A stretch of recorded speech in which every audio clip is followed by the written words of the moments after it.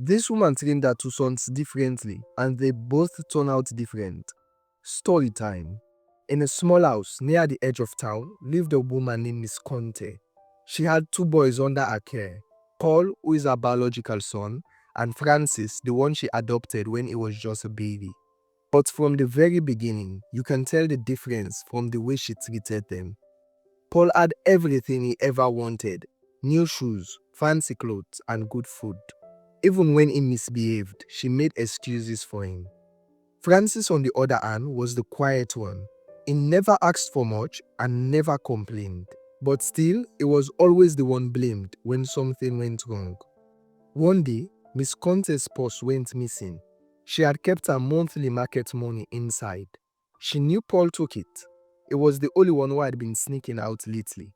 But instead of confronting him, she went to Francis. "Where's my purse?" she shouted. "I didn't take it, ma," Francis said, confused and hurt. But she didn't listen. She beat him that day and sent him to bed without food. Things got worse as they grew older. Paul became bold, too bold. At just 10, he would scream at his mother, break things in the house, and even hit her when she didn't give him what he wanted. He sold her earrings once when he wanted to buy himself again, and Miss Conte just cried silently, still calling him my sweet son. Francis kept his head down. He studied hard, fetched water for the house, cleaned after Paul's mess, and still managed to be top of his class. Years passed. Francis finished school and made it to college.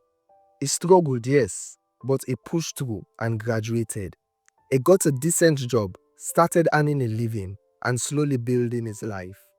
Oh, but Paul? He dropped out of school at 15, started taking drugs, stealing from neighbors, and sleeping around.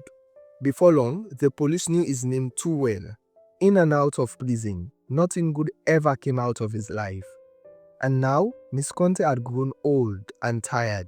Her body was failing her, and the house was falling apart. She looked around, and there was no Paul.